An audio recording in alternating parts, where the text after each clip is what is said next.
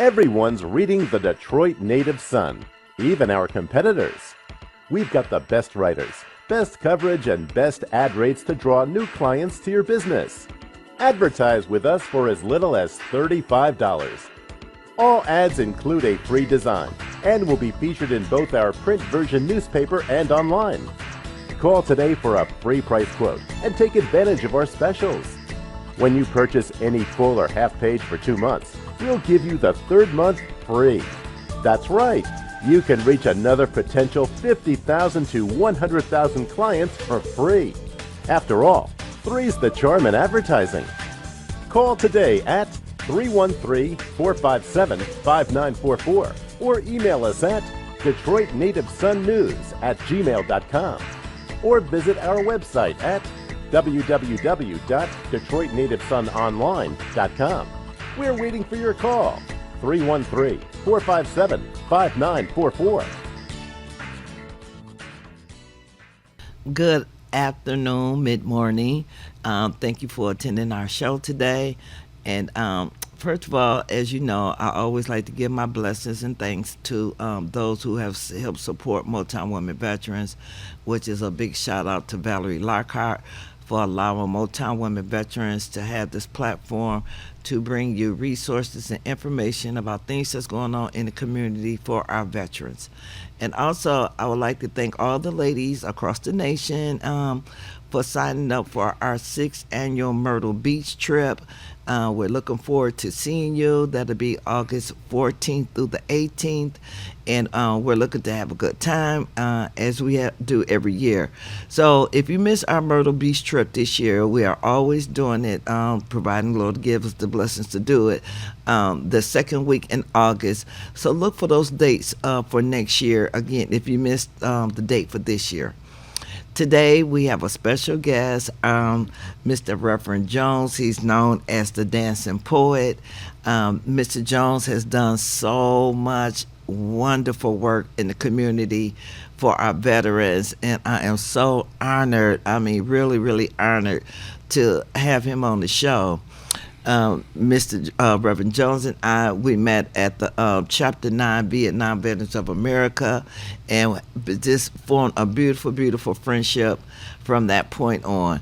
So again, without any hesitation, please, Mr. Jones, let us know how did you get started working in the community, or first of all, your experience with as a Vietnam vet, and what is I have to say the changes it made on you once you got home. It just made me realize how important peace is. I always felt, and I'm still strongly an advocate, that the energy that we use to start a war, we could use that same energy to stop one. Exactly. You know. Amen to that. Amen to that. I've had the recent experience to be on the honor flight with our Vietnam veterans just this past June, and I'm telling you, it was just a life-changing experience for me. Amen. Because we read about our soldiers with Vietnam and see movies and things of that nature, but to be able to be in the company of 185 Vietnam veterans and all telling their stories. And what was really amazing, Reverend Jones, is to be able to visit that Vietnam wall. I'm telling it really just, it's humbling. Yes, it puts you in a place where to see so many names on that wall, and the veterans that have fought for our country and are still fighting to a certain degree for their benefits and everything. You would think our Vietnam veterans would just have top priority when it comes to taking care of them for what you guys have gone through. What we have gone through. Exactly. Yes, you know, I'm of a different era, but still, yeah. We're all struggling through something, that's for sure. So, again, so then once you got out, what's so amazing about you, Reverend Jones, is the 36 years that you have put into our 4th of July celebration. Tell us about that. Well, in 1989, I was at Belle Isle Park, Mm-hmm. and there was a veteran. He was in pretty bad shape. He was crawling to get something to eat, and he couldn't walk because of his ankle, which was basically diseased because there was flies and all that flying on his leg and everything. Wow. So he looked in ill repair, and so because of that, wasn't nobody giving nothing to eat. So I heard all the commotion, so I went over there to see what was going on, and that's what was going on. They didn't want to feed him because they thought they'd catch something. Right. And so I said, wait a minute. I said, he's a human being like you guys, you know. All he wanted is something to eat, you know, so give him something to eat. And I was very adamant about it. So they gave him something to eat. Okay. Matter of fact, they gave him 2-3 plates for dinner to take home. So after that part happened, I took him to the side and told him about the VA. He was mad at the VA, so he wasn't going there.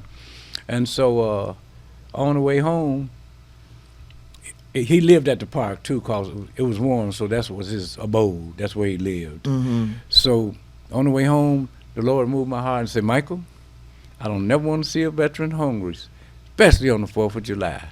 So I started working out of my allowance, which was, I think back then was about $20. So I'd be down here, Peterborough and KS. Mm-hmm. All the Chinese places was open in, and I would give them, anybody was poor or hungry, I'd give them some of my allowance to go get something to eat, because the White Castle was on Temple and Woodward.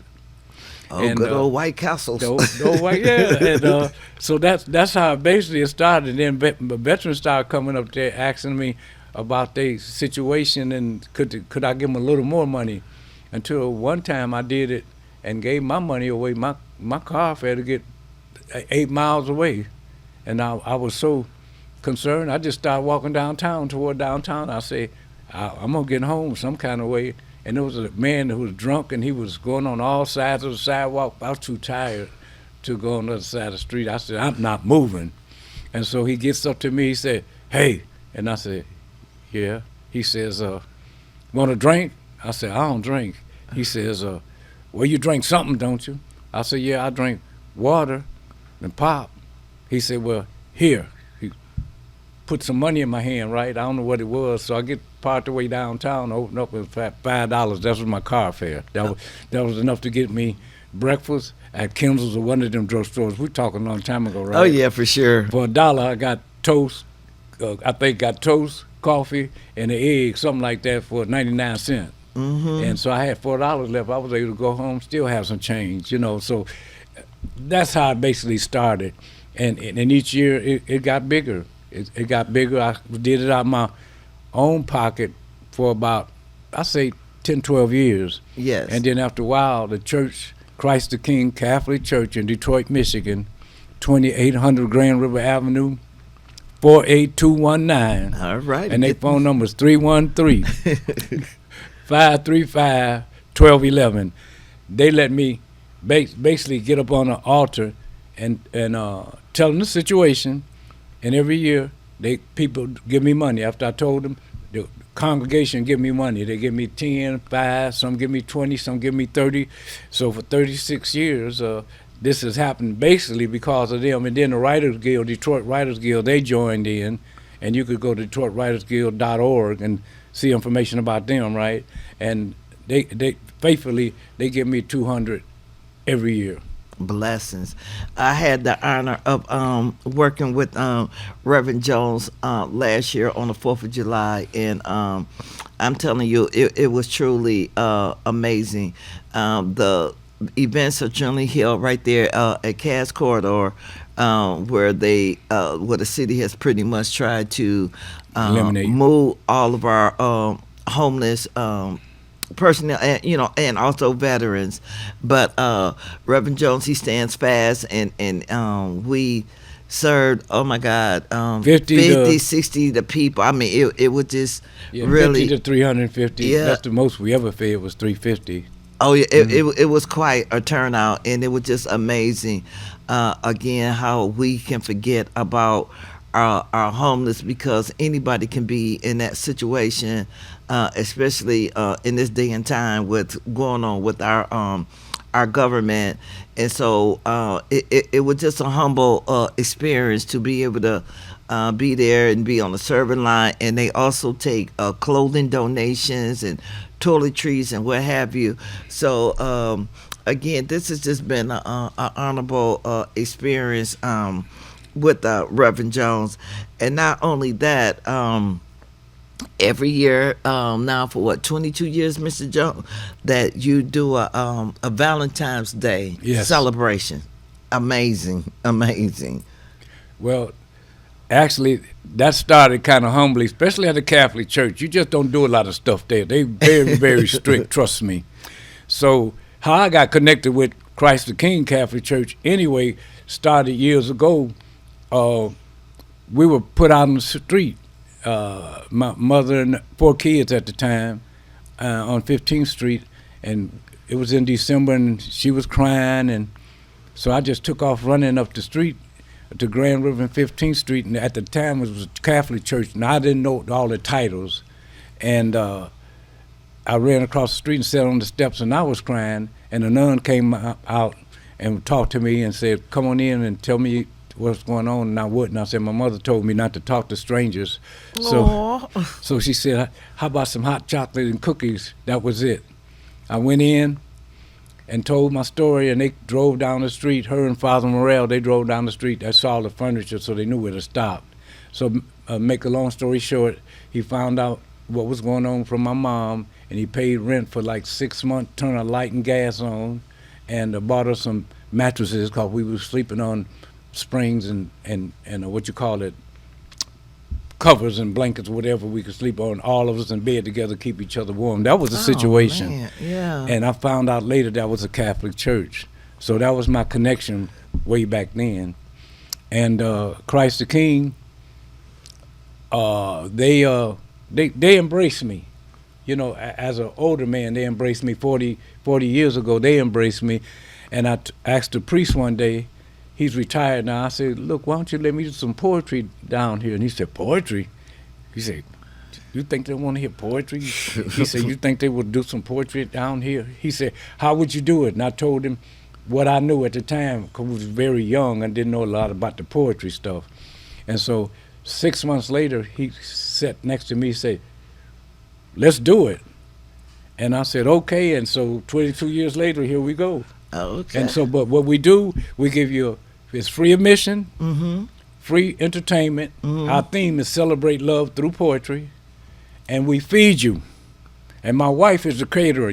She can vouch for the cooking. Oh yeah, for sure. And you usually have 75 to about 150 people there, and free parking. Everything is free. All you have to do is show up. And it's always the week of Valentine's Day. And guess what? Next year in 2026, Valentine's Day falls on a Saturday. Amen. So we're going to party. And I'm telling you, this is again another phenomenal work that Reverend Jones is doing. I attended the poetry reading on Valentine's Day this year, and I'm telling you, it was a wonderful experience. At first, I wasn't going to get up and do my poetry, but it was just so much encouragement, so much energy in the room, and I'm so glad that I attended. And Reverend Jones is right; his wife is a phenomenal cook. So this is truly an event that you don't want to miss. Every year, again, we have the 4th of July. That's hosted by Reverend Jones, and also Valentine's Day. But for those who are just joining us, please stay tuned to watch a phenomenal interview that was done this year at Reverend Jones' 4th of July Feed the Hunger program. At Cass Park. At Cass Corridor Park. Thank you. So let's stay tuned to watch this wonderful interview. Tonight, volunteers spending part of their holiday making sure hundreds of Detroit's most vulnerable residents have the basic necessities of life. And as you'll see, among those who benefited, some of the veterans who fought for the freedom that we celebrate on this special day. Well, 35 years ago, I was at Belle Isle Park, and there was a veteran crawling to get something to eat. He was in bad shape. It hurt to watch. Michael Jones needed to do something. How could people who gave so much to the country be left in such terrible shape? Jones, a veteran himself, quickly found out why. So, when I talked with him, he was mad at the VA, so he wasn't going there. He sleeps at Belle Isle. It was this time of the year, you see what I'm saying? And as a matter of fact, it was the 4th of July. More than 3 decades later, he's proud to have teamed up with Terrence Wheeler and basketball star Derek Coleman to help veterans get the basics and the dignity they deserve. This is the scene at Cass Park on this 4th of July. All of this means even more to him. You see, he was homeless himself for a short time when he was younger. So now he's giving up his 4th of July to make sure veterans without have a holiday with all the fixins and a lot of love. Organizers feeling great about a day of service. Probably about 300 people. They're getting, of course, some food, but you're getting some shirts, you're getting adult wipes, all the toiletries. Your basic needs are being met. Toiletries and some TLC to make veterans like 104-year-old Houston Pritchard Jr. feel special. It makes me feel good because I was messed up over by myself all the time. I feel great about coming because when I woke up this morning, I wasn't feeling too good, and they was telling me about it. I didn't think I was gonna make it, but somebody came and got me, and now that I got it, I feel, feel a little bit better. A little better for a little while, thanks to some big hearts. On a day that fireworks and barbecues take center stage, we all could pause and think about the sacrifices made to make this country so great, something to celebrate. Remembering times when we came together as a nation, focusing on service. When I look at this here, it takes me back. Just take me back into my younger days and stuff, and how families used to stick together and all that stuff, Enjoying that sense of community together, you deserve it. The Detroit Writers Guild and Christ the King Church also helped make today's giveaway possible. Thank you so much, Reverend Jones. I mean, that was just truly a delight to see. Again, serving the community. You have truly made a mark on a lot of veterans throughout your time here as a Vietnam veteran yourself. And so I just want to go back and just make that comment when you said the young man that you met was just mad at the VA. And it's a lot of that going on. Veterans, we really need to kind of just start changing our mindset about the VA because, again, me too, I am guilty of it. Once I was discharged from the military, I didn't go to the VA for at least the first 14 years of being discharged out the military because, again, the VA was pretty much set up like the military, and again, you're trying to get away from the military. Now you got to go back for your services, and so but they have come a long way to change that stigma, and also it takes care of your basic needs. Just once a year, get that blood pressure checked, get your heart checked, get these things checked out. Just being registered at the VA to get the services that you need, because they do have a lot of homeless programs now, mental health, things of this nature. So again, if you're not registered at the VA, I truly encourage you to do that, and don't be so angry with the facility itself, because it's going to be what it's going to be, but that still shouldn't let yourself be denied the medical care that you need. And so with that being said, again, Reverend Jones, he's also known as the dancing poet. And for those who know Reverend Jones, and if you ever seen him dance, oh my God, he and his wife tear that dance floor up. I mean, me personally, I'm a little jealous because, you know what I'm saying, the moves that this young man has is unreal. But so not only that, Reverend Jones has also taken the time out to be an author of many poetry books, and here we have this one book that he just published called the Reflections of Us. And so tell him about your this new book, Mr. Jones. Reflections of Us. Mm-hmm. It really, if you look at the cover, that's me looking in the mirror. But instead of seeing the reflection of myself, I'm seeing reflections of other ethnic groups, and that's showing the interconnectivity of all of us. We are all connected some way or another. And so the book is basically about that. It's about my family, the fabric of my life and the things I've done. There's stuff in there about Sidney Poitier. There's stuff in there about Bosman, who made Wakanda Forever. And there's stories about different people. People you like, Betty White, something in there about her, comedians and different things. It's just it's chronicles of life, and other people's life other than myself, and even situations. Stuff in there about George Floyd. And in May, that was the 5th year of George Floyd's death. So, and I challenge a lot of things. I challenge righteousness. I challenge injustices to people and groups of people, even racism. I mean, like I said, we're all one. There's nobody big, nobody small. We're all one. We all in this together. And when we see something is wrong, we need to stand up against it. And the only time you look down on your brother or sister is to lift them up. Amen. And so, Reverend Jones, now how can they, for the viewing audience, if they want to get a copy of your book, how could they get in contact with you to get a copy of this wonderful book? I've read it myself. Beautiful. Through my email, which is lovefind6@gmail.com. That's LOVEFIND6@gmail.com. Once again, that's LOVEFIND6@gmail.com. You just inquire with me or to me, and I'll make it happen for you. And then if you missed that, naturally, as always, please look on our Motown Women's website where you can get additional information as to how to get in contact with Reverend Jones, especially for those of you who would love to make a donation for the wonderful work that he's been doing for over 36 years by feeding the homeless on the 4th of July. Donations are always accepted so that they can always start getting prepared for next year.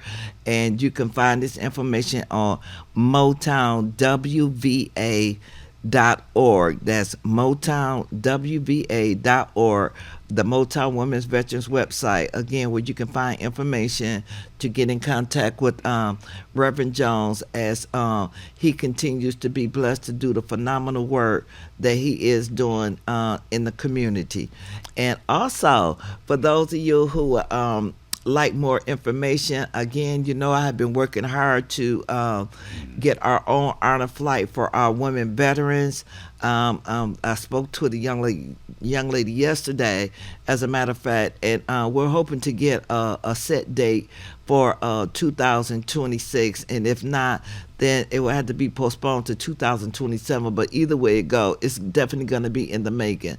So we hope that you'll be able to come out and support us with that, because their asking price for this flight for 186 female veterans, they're asking us to pay for our own private way, which is $180,000, but it's a trip that is so worth it. So again, stay tuned for that, as again, we'll definitely be needing support and sponsors for that trip. And again, we just want to thank Reverend Jones for being on the show, so that you, the viewing audience, rather can see a different aspect as to how a Vietnam veteran has came out, served his time, and also turned around and has just been given phenomenal work and dedication to our veterans as an ongoing tribute to everything that he's endured from childhood to his adulthood right now.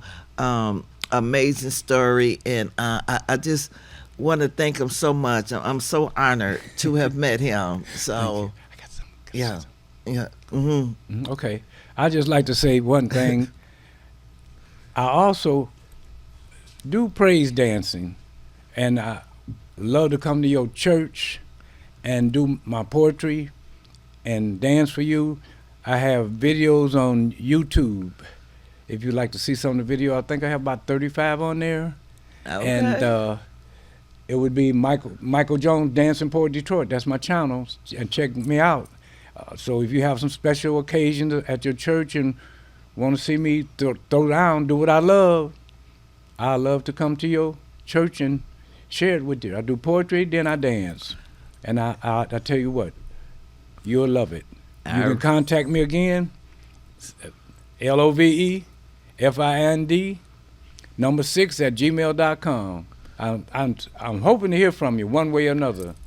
And I love what my sister Alexis does for the women veterans. Thank you. She has got her whole heart and soul and mind out there, and God's gonna make her dreams and come to fruition, and it's just the beginning of a eternal trip on earth. Thank you. Thank you. And thank you again for tuning in, and we will see you guys next Tuesday. And so that way, look forward to our next guest that will be bringing information and resources. And as we close up, Reverend Jones, I'd like to make this $100 donation to the Motown Women Association.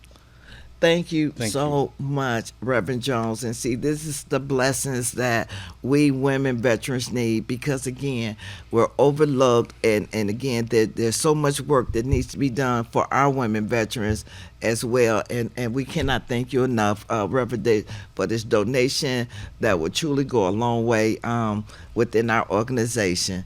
You're welcome. So again, thank you so much for attending the show, and we will see you again next Tuesday. Thank you so much. Motown Women Veterans signing out. Seeking out my sisters, one after one, finding my footing after I laid down my gun. Just wanna be valued for all that I've done. Millions of women have served their country, and I am one. Women military veterans often find themselves undervalued compared to their male counterparts, both during their service and after their departure from the military. Support systems and services tend to prioritize the needs of male veterans over that of female veterans who look to find their footing after their military service. Resources tailored to the unique challenges faced by women veterans are scarce, leaving many without the necessary support. This lack of recognition and accommodation for female veterans not only undermines their service, but also intensifies the difficulties they face in reintegrating into society and accessing essential resources. Motown Women Veterans have made it our mission to support and uplift female veterans, whether they are transitioning from active duty or have served their nation long ago. Together, we honor their legacy and ensure they receive the care and opportunities they so richly deserve. We salute our women veterans who have fallen before they got a chance to rise with honor.